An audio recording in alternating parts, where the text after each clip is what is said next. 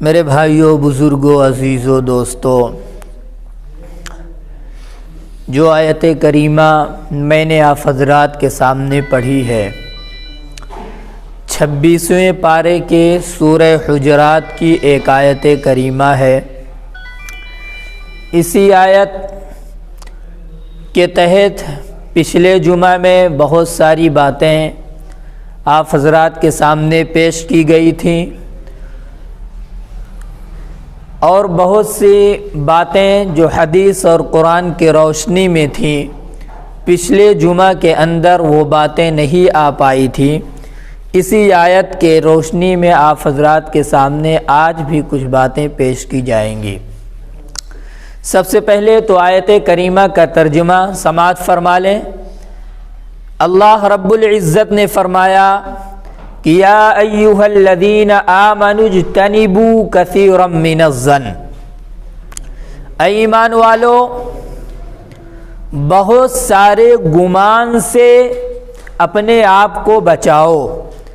ان بعض الظن اثم، بہت سارے گمان ہمارے اور آپ کے جسے ہم سوچتے ہیں وہ غلط ہوتا ہے، گناہ ہوتا ہے۔ ولا تجسسوا، کسی کے ٹوہ میں مت رہو، کسی کی بہت زیادہ جانچ پڑتال کی کوشش مت کرو۔ ولا یغتب بعضکم بعضا، آپس میں ایک دوسرے کی غیبت مت کرو۔ ایحب احدکم ان یأکل لحم اخیہ میتا فکرہتموہ، کیا تم میں سے کوئی شخص اس بات کو پسند کرتا ہے کہ اپنے مرے ہوئے بھائی کا گوشت کھائے؟ نہیں پسند کرتے۔ واتقوا اللہ، اللہ سے پھر ڈرو، ان چیزوں کے بارے میں اللہ سے ڈرو۔ غیبت کرنے میں اللہ سے ڈرو، جاسوسی کرنے میں، دوسروں کے پرسنل چیزوں کے اندر دخل دینے سے بچو۔ ولا یغتب بعضکم بعضا، ایک دوسرے کی آپس میں غیبت کرنے سے بچو۔ ان اللہ تواب الرحیم، بچاؤ گے اپنے آپ کو ان چیزوں سے، توبہ کرو گے اللہ کے سامنے، اللہ توبہ قبول کرنے والے ہیں اور رحم کرنے والے ہیں۔ یہ ہے آیت کریمہ جسے میں نے آپ حضرات کے سامنے پڑھی ہے۔ میرے بھائیوں، بات چل رہی تھی معاشرے کی اصلاح کی، سماج کی اصلاح کس طرح ہو، گھر کے اندر ہمارے اور آپ کے جو آگ لگی ہوئی ہے نفرتوں کی، اسے کس طرح سے مٹایا جائے، کس طرح سے اسے دفن کیا جائے، محبت کی فضا کو کیسے ہموار کیا جائے، آپس میں ایک دوسرے کا دل کس طرح سے میل کھانے لگے۔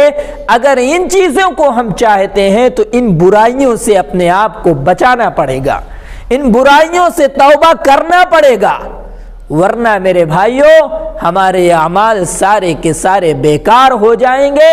ہم نماز پڑھیں گے، دوسروں کی برائی بھی کر دیں گے، ہمارا نماز پڑھنا بیکار ہو جائے گا۔ جو ادھر ہم نے نیکی کی ہے برائی کر کے ہم نے ختم کر دیا ہے۔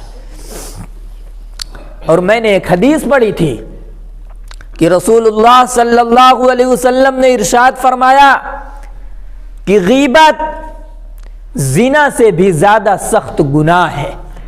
غیبت کیا ہے اس کی تعریف پچھلے جمعہ میں آ چکی تھی، آج پھر بیان کر دے رہا ہوں۔ اللہ کے رسول صلی اللہ علیہ وسلم نے ارشاد فرمایا ذکرک اخاک فیما یکرہ، او کما قال علیہ الصلاۃ والسلام، اپنے بھائی کے کسی عیب کو پیٹھ پیچھے بیان کرنا جسے وہ سنے تو ناپسند کرے، یہ ہے غیبت کی تعریف۔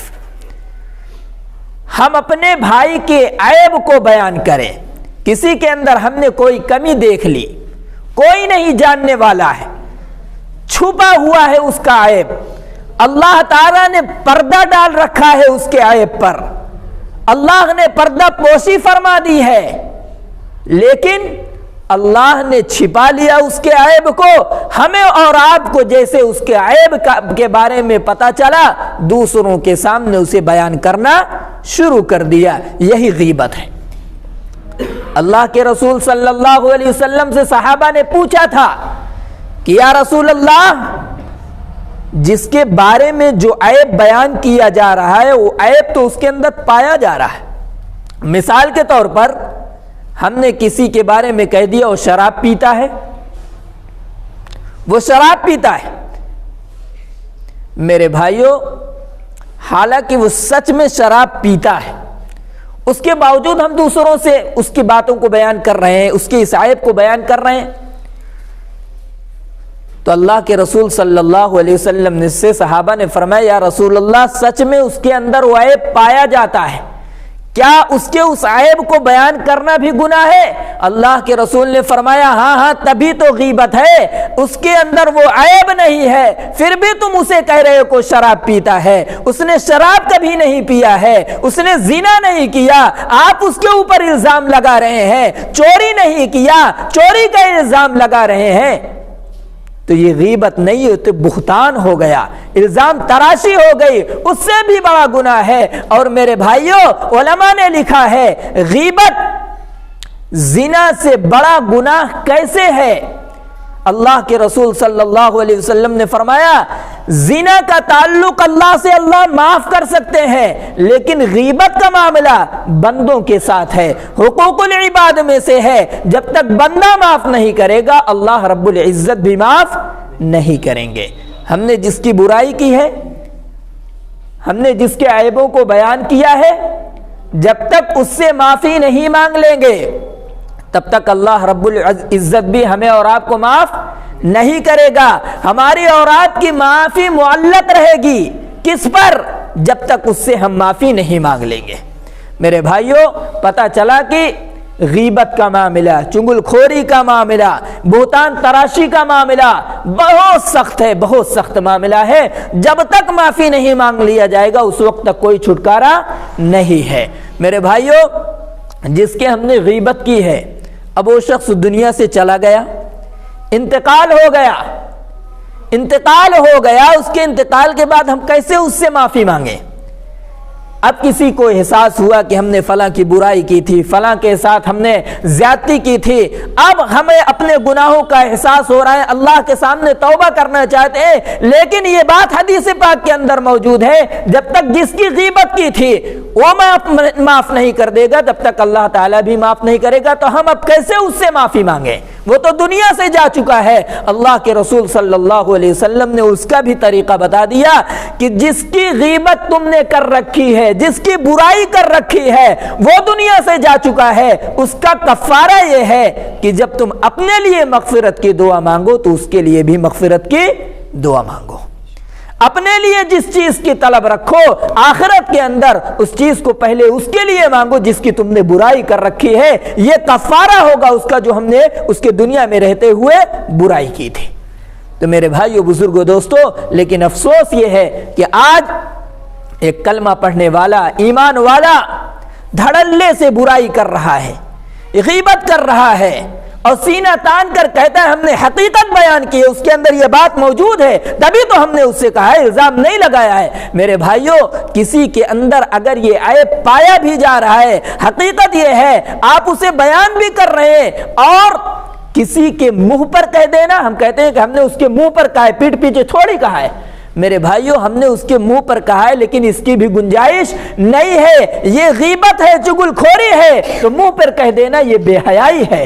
اللہ کے رسول علیہ الصلوۃ والسلام نے اس سے بھی منع فرمایا، اگر آپ کو محبت ہے، آپ اس کے اندر کمی دیکھ رہے ہیں، اکیلے میں لے کر کے جائیے اور اسے سمجھائیے کہ بھائی آپ کے اندر یہ کمی ہے، جس راستے پر آپ چل رہے ہیں یہ راستہ ٹھیک نہیں ہے، جس راستے پر آپ چل رہے ہیں یہ راستہ جہنم کی طرف جانے والا ہے، آپ کو گمراہی کی طرف لے کر کے جانے والا ہے، اس سے نہ کہہ کر کے دوسروں کے سامنے عیب کو بیان کریں تو میرے بھائیو یہ غیبت ہوگی، اور غیبت کو اللہ تبارک و تعالی معاف نہیں فرمائیں گے جب تک اس سے معافی نہیں مانگ لیں گے۔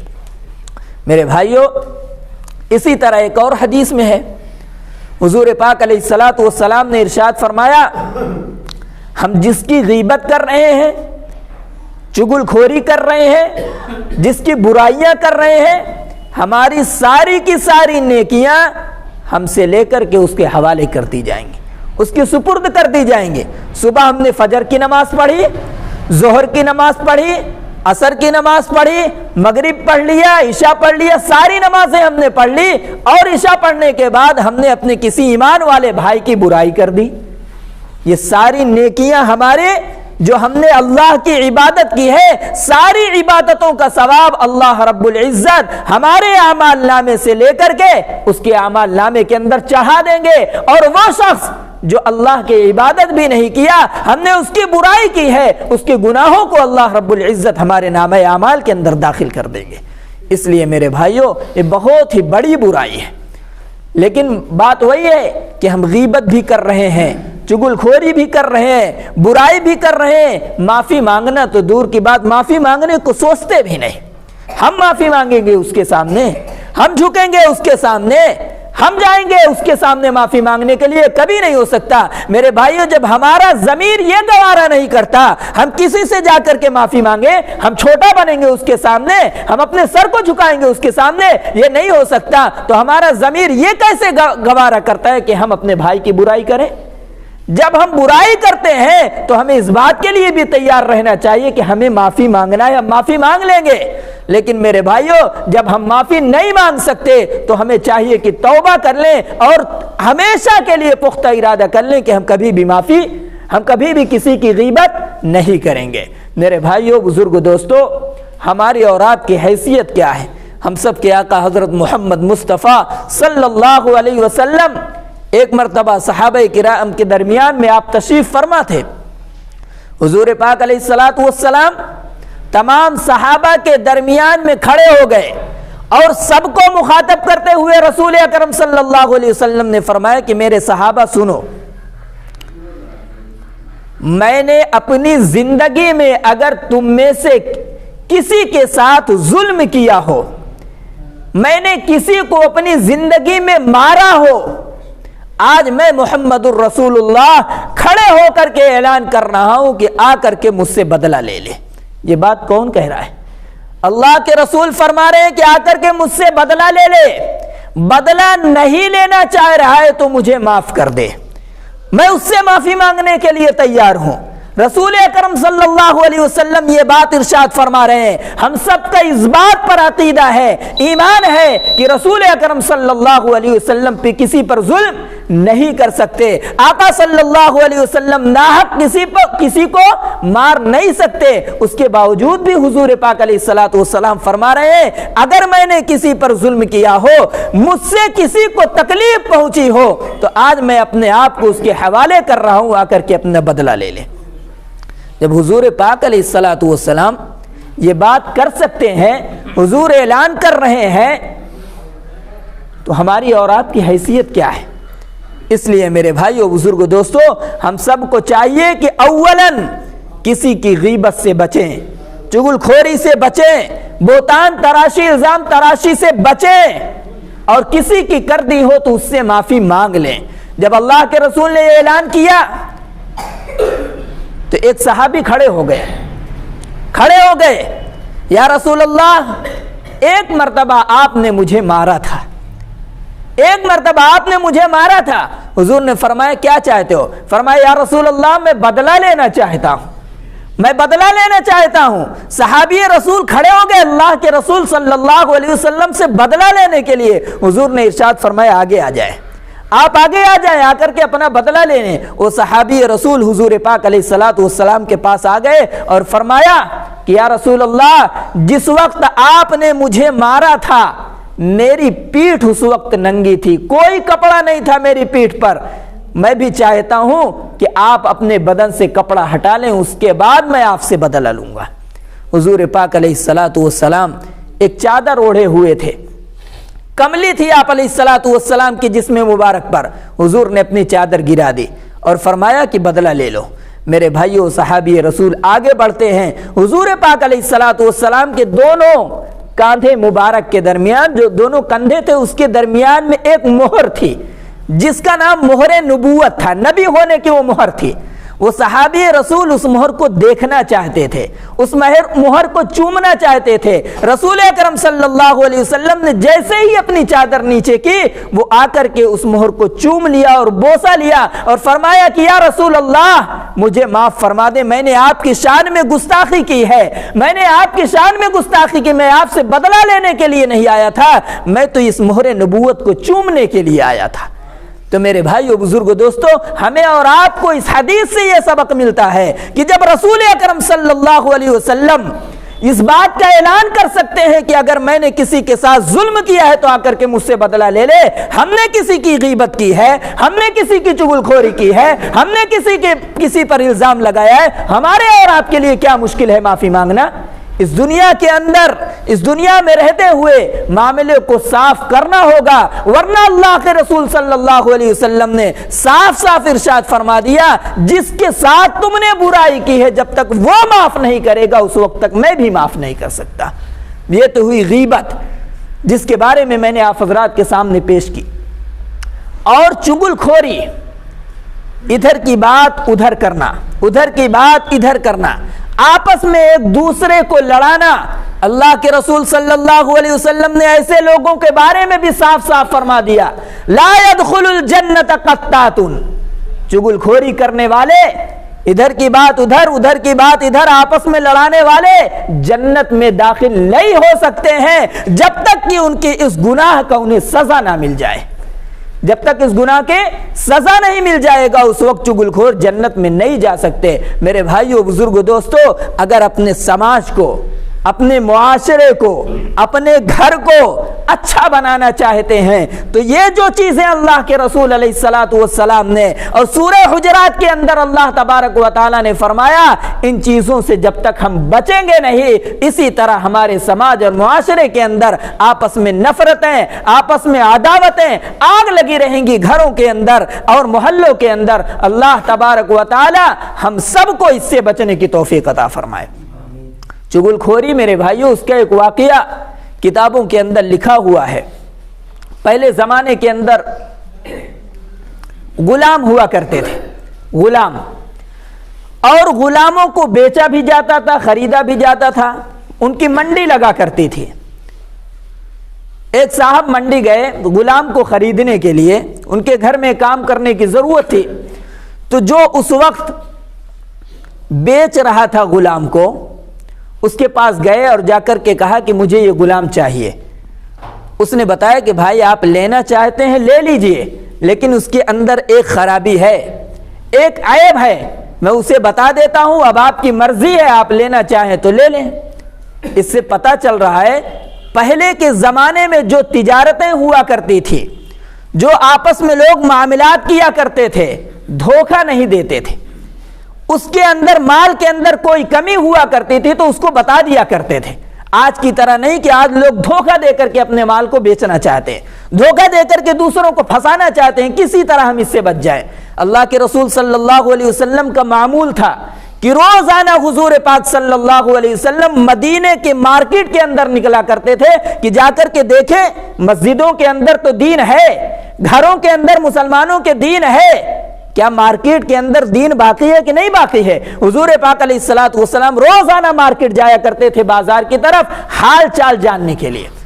تو گئے ایک جگہ، ایک صحابی رسول اپنا غلہ اللہ بیچ رہے تھے۔ حضور پاک علیہ السلام نے جب ان کے غلے کے ڈھیر کے اندر ہاتھ ڈالا تو اوپر سوکھا ہوا غلہ تھا اور نیچے جو تھا وہ بھیگا ہوا غلہ تھا۔ حضور پاک علیہ السلام نے فرمایا یہ کیا ہے؟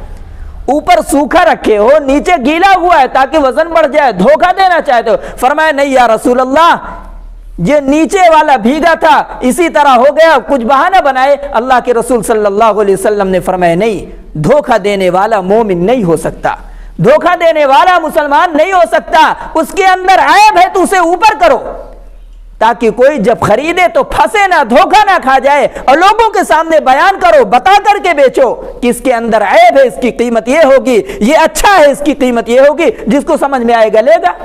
تو میرے بھائیوں اسی طرح وہ شخص جو غلام بیچ رہا تھا اس نے بتا دیا کہ بھائی اس کے اندر عیب ہے۔ کیا عیب ہے؟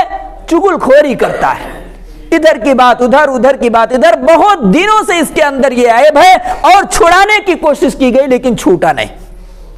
تو اس نے کہا کہ ٹھیک ہے کوئی بات نہیں، یہ عیب ہے تو اسے ہم اپنے گھر لے جا کر کے اس کی اس عادت کو ہم درست کر دیں گے، اس کی عادت کو چھڑوا دیں گے۔ میرے بھائیو بزرگ دوستو، وہ شخص اسے لے کر کے آیا، بہت سمجھاتا رہا کہ سب کچھ کرنا لیکن یہ کام کبھی مت کرنا، چغل خوری مت کرنا، لیکن اس کی عادت پڑی ہوئی تھی، اس کی لت لگی ہوئی تھی۔ کافی دن گزر گیا، ایک دن اسی اپنے مالک، اپنے آقا کی بیوی کو ورگلا رہا ہے۔ کیا کہہ رہا ہے کہ دیکھو میں تم سے ایک بات کہنا چاہتا ہوں، میں نے یہ محسوس کیا ہے کہ تمہارے شوہر جس طرح پہلے تمہیں مانتے تھے اب نہیں مانتے، جیسے پہلے تمہیں چاہتے تھے وہ بات اب نہیں پائی جاتی ہے۔ مجھے کچھ شک لگ رہا ہے شاید وہ دوسرا نکاح کرنے والے۔ اب چغل خوری دیکھی، وہ دوسرا نکاح کرنے والے۔ تو عورت اس نے کہا کہ تم صحیح کہہ رہے ہو، مجھے بھی ایسا محسوس ہو رہا ہے، کئی دنوں سے میں دیکھ رہی ہوں کہ اب پہلے جیسا وہ مجھے مانتے تھے، پہلے جیسے محبت دیتے تھے، وہ بات اب نہیں رہ گئی ہے۔ تو اس نے کہا کہ اس کا میرے پاس حل ہے، اس عورت سے کہہ رہا ہے اس کا میرے پاس حل ہے، وہ کام تم کر لو گے، تمہارے شوہر جیسے پہلے تمہیں مانتے تھے پھر اسی طرح تمہیں ماننے لگیں۔ اس نے کہا کیا ہے؟ تو اس شخص نے، اس غلام نے جسے خرید کر کے اس کا مالک لایا تھا، اس نے اس کی عورت سے کہا کہ جب تمہارے شوہر سو جائیں تو ان کے گردن کا بال چاہے کینچی سے کاٹ لینا، چاہے استورج سے چھیل کر کے لے کر کے آنا، جب وہ بال میرے پاس آ جائے گا کچھ منتر وغیرہ پڑھ دوں گا جس سے پہلے جیسے تم سے محبت کرتے تھے ویسے پھر محبت کرنے لگیں۔ اس نے کہا یہ تو کوئی بڑی بات نہیں۔ اس نے کہا لیکن آج ہی کرنا۔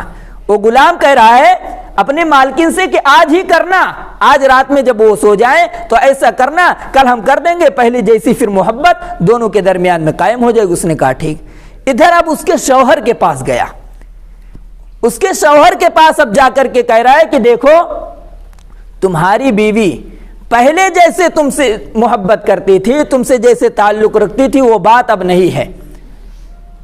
تو اس نے کہا کہ تم صحیح کہہ رہے ہو، مجھے بھی ایسا محسوس ہوتا ہے۔ بہت سارے لوگ اس گمان کے اندر مبتلا ہو جاتے ہیں، شک کے اندر مبتلا ہو جاتے ہیں، یہ بہت بڑی بیماری ہے۔ تو وہ شوہر بھی مبتلا ہو گیا، بیوی بھی اس بیماری کے اندر مبتلا ہو گئی۔ شوہر نے کہا تم صحیح کہہ رہے ہو، لیکن اس نے کہا میں کیسے مانوں، ثبوت کیا ہے تمہارے پاس؟ اس نے کہا ثبوت نہیں، اب تو آپ کا کام ختم ہونے والا ہے۔ آج رات میں تمہاری بیوی تمہارے پاس آئے گی تمہیں قتل کرنے کے لیے، تمہیں مارنے کے لیے، دوسرے کے ساتھ وہ شادی کرے گی۔ اس نے کہا اچھا وہ مجھے مارنے کے لیے آئے گی؟ کہا ہاں تم سونا مت، آنکھ بند کر لینا، تمہاری بیوی کو احساس ہو جائے کہ تم سو گئے ہو تمہیں قتل کرنے کے لیے آ جائے گی۔ ادھر اس کا شوہر لیٹ گیا آنکھ بند کر کے، بیوی سوچی کہ اب سو گیا ہوگا، کینچی لے کر یا استورا لے کر کے بال کاٹنے کے لیے آئی۔ اب شوہر سمجھ گیا کہ یہ تو مجھے مارنے کے لیے آئی، کینچی لے کر کے آئی ہے، استورا لے کر کے آئی میرا قتل کرنے کے لیے۔ تو بجائے اس کے کہ عورت شوہر کو بال کاٹتی، شوہر غصے سے اٹھا، اسے ہی قتل کر دیا، ختم کر دیا۔ جب ختم کر دیا تو اب اس جس عورت کو قتل کیا ہے اس کے گھر والے آئے، شوہر کو ختم کر دیے، قتل کر دیے۔ دونوں خاندانوں میں قتل شروع ہو گیا، قتل و گاری، کئی لاش میرے بھائیوں گر گئی۔ یہ صرف کس وجہ سے ہوا؟ چغل خوری کی وجہ سے۔ اسی طرح آج ہمارے سماج کے اندر، ہمارے معاشرے کے اندر ادھر کی بات لوگ ادھر کرتے ہیں، ادھر کی بات ادھر، تاکہ آپس میں نفرتیں پیدا ہو جائیں۔ یہ بہت بڑی لعنت ہے، بہت بڑی برائی ہے۔ یہ کمی اگر ہمارے اندر رہے گی تو ہمارے گھر کے اندر بھی محبت الفت قائم نہیں ہو سکتی، ہمارے معاشرے کے اندر ایک سے ساری چیزیں قائم نہیں ہو سکتی۔ اور اسی وجہ سے اللہ کے رسول صلی اللہ علیہ وسلم نے اتنی سخت وعیدیں فرمائی ہیں، جب تک جس کے ساتھ تم نے معاملہ کیا ہے معافی نہیں مانگ لوں گے اللہ رب العزت بھی معاف نہیں کرے گا۔ اللہ تعالی ہم سب کو کہنے اور سننے سے زیادہ عمل کرنے کی توفیق عطا فرمائے۔ وآخر دعوانا الحمدللہ رب العالمین۔